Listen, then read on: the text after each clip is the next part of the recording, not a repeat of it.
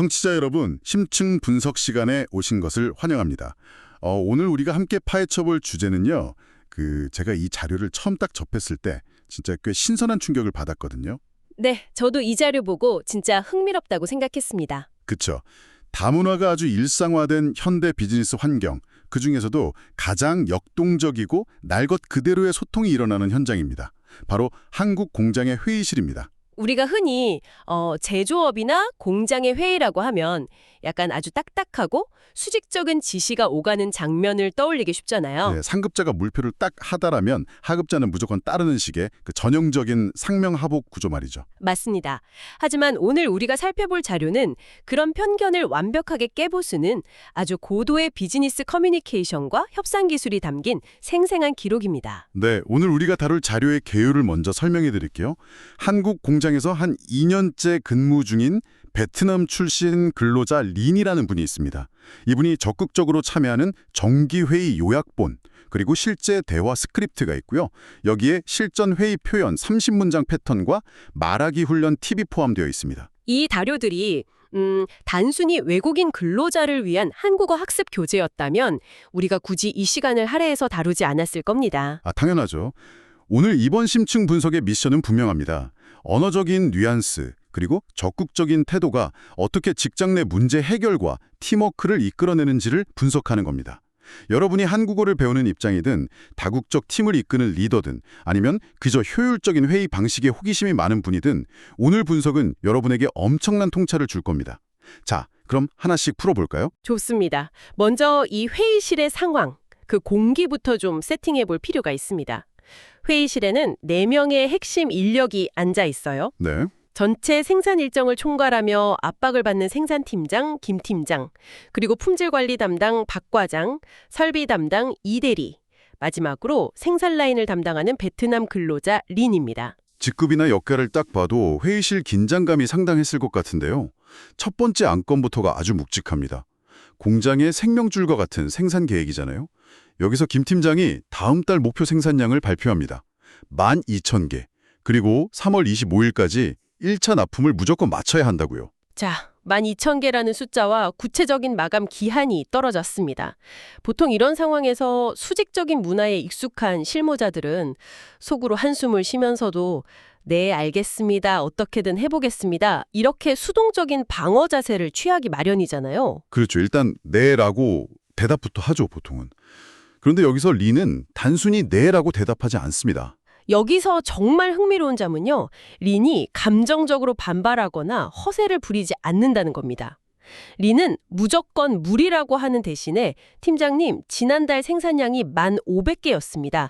라고 건조하지만 명확한 과거의 데이터를 테이블 위에 올려놓습니다. 그게 진짜 영리한 접근인 것 같아요. 너무 많아서 못합니다 라는 주관적인 불평이 아니라 우리의 현실적인 생산 능력이 1,500개입니다. 라는 객관적인 지표를 딱 내놓은 거잖아요. 맞습니다. 데이터는 직급 고하를 막론하고 모두를 평등하게 만드는 가장 강력한 도구거든요. 리는 현재 인원으로 12,000개 달성이 어렵다는 걸 데이터를 통해 객관화시키고 곧바로 대안을 던집니다. 라인 속도를 조금 조정하면 목표 달성이 가능할 것 같습니다. 라고요. 안 된다고 그냥 브레이크를 거는 게 아니라 네. 조건을 바꾸면 가능하다는 해결책을 자신이 먼저 제시한 거군요. 그렇죠. 그러자 김 팀장도 바로 묻죠. 인력은 충분합니까? 라고요. 여기서 린이 요구하는 걸 보면 이분이 얼마나 현장을 잘 아는지 알 수 있습니다. 두루뭉술하게 사람 좀 더 뽑아주세요. 이게 아니었거든요. 네, 일주일 정도의 잔업, 그리고 특히 병목 현상이 생길 수 있는 포장 라인에 한 명의 추가 지원이 필요하다. 이렇게 구체적인 인력 배치 대안까지 내놨습니다. 이게 바로 현장을 가장 잘 아는 실무자의 완벽한 피드백입니다. 시간과 인력이라는 구체적인 비용을 제시하면서 협상의 주도권을 쥔 거죠. 12,000개라는 압박을 자신이 필요한 리소스를 공식적으로 얻어내는 기회로 바꾼 겁니다. 와, 진짜 듣고 보니 대단하네요. 팀장이 바로 인력 배치 다시 검토하겠습니다. 라고 수용할 수밖에 없는 완벽한 명분을 짜준 거네요. 자, 근데 생산 라인 속도를 올리면 필연적으로 또 다른 부서의 심기를 건드리게 되잖아요. 맞습니다. 생산 속도가 올라가면 필연적으로 품질 이슈가 따라오죠. 바로 이어진 두 번째 안건에서 분위기가 묘해집니다. 네, 품질 관리 담당 박 과장이 마이크를 잡죠. 최근 불량률이 3%로 올랐다. 목표치인 1.5%를 달성해야 하는데 원인이 뭐라고 생각하냐? 와, 이거 직장생활 해본 분들은 아시겠지만 굉장히 예민한 변화고 아닙니까? 그야말로 폭탄 돌리기죠. 불량률 증가 원인을 묻는 순간 서로 남 탓하기 바쁘거든요. 생산팀은 장비 탓, 유지보수팀은 작업자 탓. 누가 실수한 거야? 이런 뉘앙스로 들릴 수 있는 살얼음판입니다. 그런데 이 위기 상황에서 누군가를 탓하는 대신 해결책을 제시하는 린의 태도가 또 빛을 발합니다. 린의 화법을 뜯어보면 철저하게 사람과 문제를 분리하고 있어요. 누군가의 부주의를 탓하는 대신 초반 작업 세팅이 정확하지 않은 경우가 있습니다. 라며 프로세스의 오류를 짚어냅니다. 문제가 개인의 나태함이 아니라 시스템 세팅 문제라고 규정하는 순간 회의실 분위기가 확 반전되겠네요. 어떻게 시스템을 고칠 것인가로 넘어가는 거잖아요. 그렇죠. 그리고 곧바로 해결책이 이어집니다. 작업 시작 전에 체크리스트를 다시 확인하면 좋겠습니다. 당장 내일 아침부터 실행할 수 있는 실용적인 대안을 제시한 겁니다. 박 과장 입장에선 아주 반가운 소리죠. 저는 여기서 진짜 감탄했던 게요. 박 과장이 신입 직원 교육은 어떠냐고 물었을 때 린의 반응이었어요. 신입에게 2, 3일 추가 교육이 필요하다면서 제가 교육 도와드릴 수 있습니다. 라고 나서잖아요. 비즈니스 커뮤니케이션에서 상사가 가장 듣고 싶어하는 궁극의 문장이죠. 근데 사실 일주일 잔업도 해야 하는데 본인이 신입 교육까지 떠안는 건 무리하는 거 아닌가요? 단기적인 체력송으로 보면 그렇게 보일 수 있죠. 하지만 정치 역학과 리더십 관점에서 보면 엄청난 투자입니다. 문제를 지적하는 데 그치지 않고 본인이 해결사가 되겠다고 선언한 거거든요. 아, 박 과장이 적극적으로 도와주셔서 고맙습니다. 라고 한 이유가 있네요. 네, 리는 이 한마디로 품질관리 부서에 든든한 우군을 얻었고 스스로를 단순 라인 작업자가 아니라 교육을 담당하는 리더급 인재로 포지셔닝한 겁니다. 회의가 지시의 장이 아니라 협력의 장으로 승화된 거죠. 문제를 기회로, 그것도 자기 영향력을 넓히는 발판으로 삼은 거네요. 자, 그럼 세 번째 안건으로 넘어가 보겠습니다. 현장 관리와 장비 유지 부수입니다. 설비 담당 이대리가 창고 부품 정리가 미흡하다고 지적합니다. 이 대목은 현장의 디테일이 얼마나 중요한지 보여주는데요. 거대한 제조 라인에서 작은 부품 하나가 섞이면 라인 전체가 멈추는 엄청난 비용 손실로 이어지거든요. 여기서 정말 흥미로워지는 부분은요. 린이 맞습니다. 특히 작은 부품이 섞여 있는 경우가 많습니다. 라고 이대리의 고충에 아주 강하게 공감한다는 거예요. 그리고는 라벨을 크게 붙이자, 또 작업 종료 후에 다 함께 10분 정도 정리 시간을 갖자고 제안하죠. 매일 10분씩 작업 시간을 줄여서 청소를 하자는 건데 관리자 입장에선 그 10분도 다 돈이잖아요. 그런데 김 팀장이 이걸 선뜻 받아들입니다. 네, 이번 주부터 당장 시행하자고 하죠. 어떻게 그게 가능했을까요? 린이 명분을 참 잘 만들었어요. 부품이 섞여서 라인이 중단되는 더 큰 손실을 막기 위한 보험이라는 논리를 성립시킨 겁니다.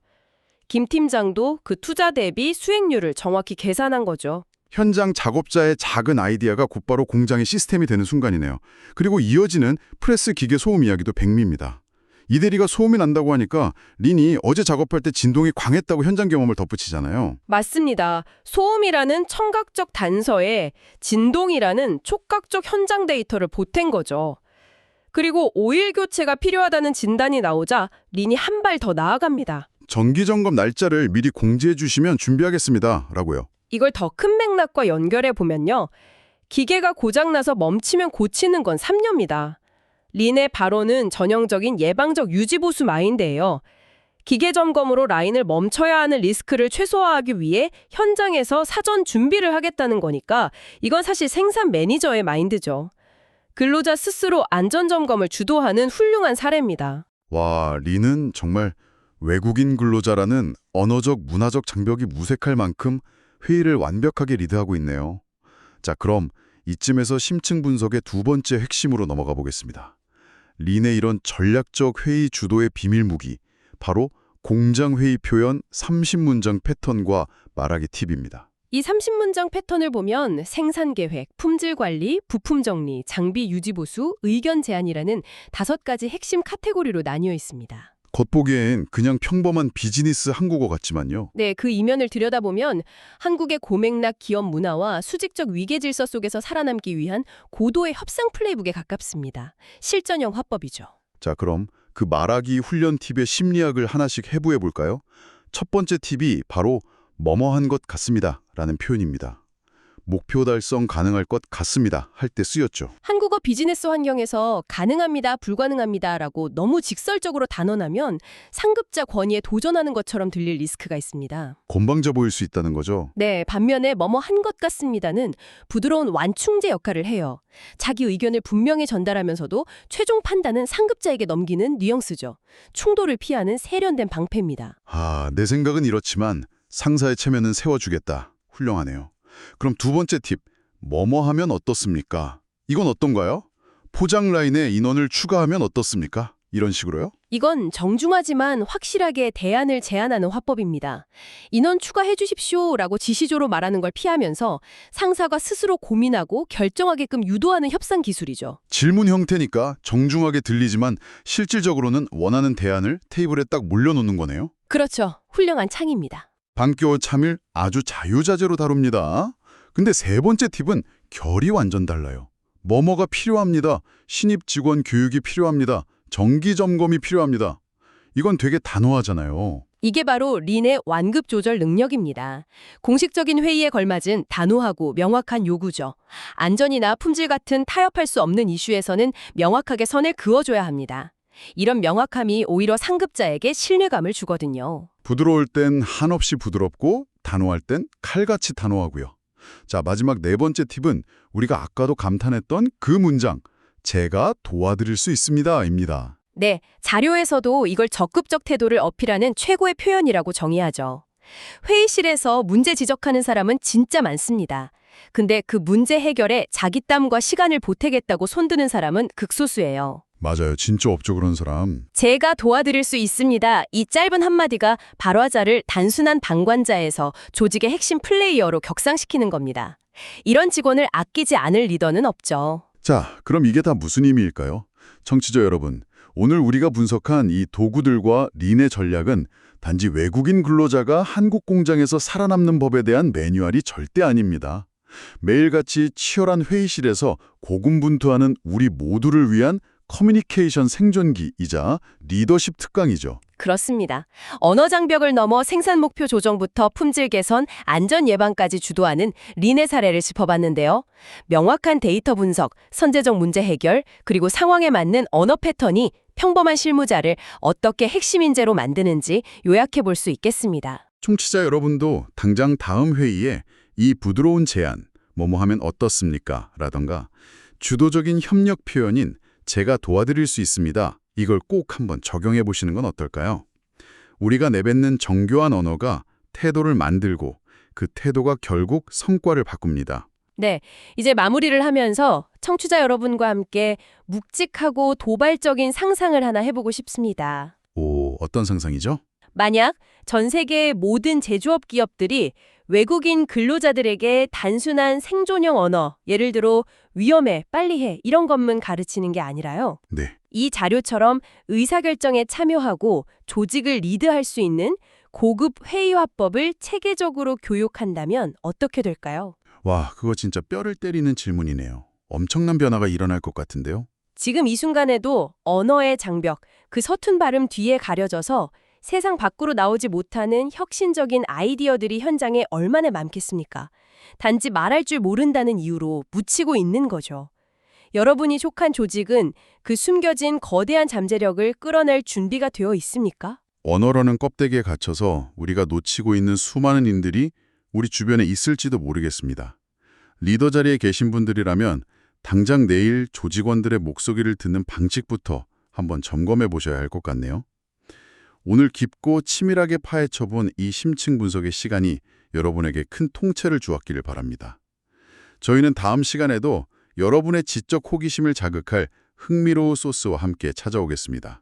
오늘 하루도 여러분만의 전략적인 언어로 무대를 주도하시길 응원합니다. 함께해 주셔서 감사합니다.